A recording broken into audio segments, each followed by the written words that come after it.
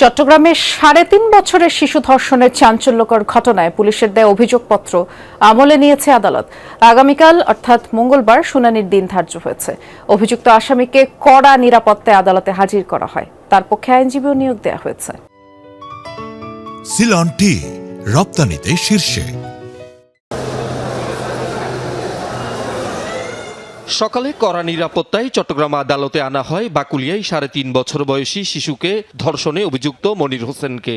শিশু নির্যাতন দমন ট্রাইব্যুনালে এদিন অভিযোগ গঠনের শুনানির কথা থাকলেও হয়নি। তবে ট্রাইব্যুনালের বিচারক সৈয়দা হাফসা জুমা অভিযোগপত্র আমলে নিয়ে এ মামলার অভিযোগ গঠনের শুনানির জন্য মঙ্গলবার দিন ধার্য করেন।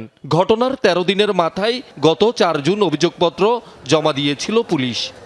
এই মামলাটি একটা ন্যায় বিচার নিশ্চিত হবে, আমরা চেষ্টা করব এবং সমাজে যাতে এই ধরনের অভিযোগ যাতে আর না হয় এবং ভবিষ্যৎ থেকে সমাজে মানুষ একটা কঠোর বার্তা পায়, সেজন্য আমরা চাচ্ছি এই বিষয়টা সর্বোচ্চ সাজা নিশ্চিত করার জন্য।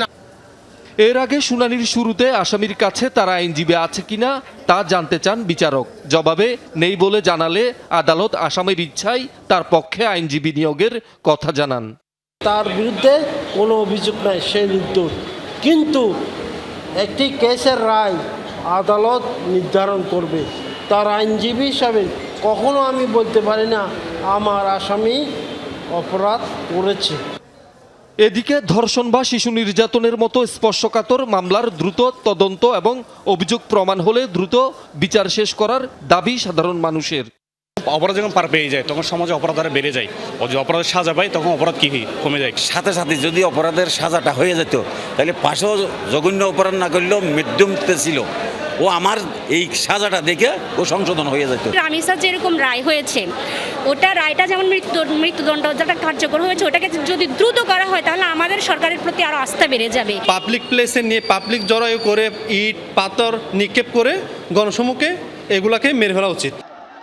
গত ২১ মে চট্টগ্রামের বাকুলিয়া চেয়ারম্যান ঘাটায় ৩.৫ বছর বয়সী শিশুকে ধর্ষণের অভিযোগে ডেকোরেশন কর্মচারী মনিরকে আটকে রাখে ক্ষুব্ধ জনতা। হেফাজতে নিতে গেলে পুলিশের সাথেও ব্যাপক সংঘর্ষ হয়। ২২ মে আদালতে স্বীকারোক্তিমূলক জবানবন্দি দেন গ্রেপ্তার মনির। এ মামলায় মোট সাক্ষী ২২ জন। শহীদুল সুমন, যমুনা নিউজ, চট্টগ্রাম।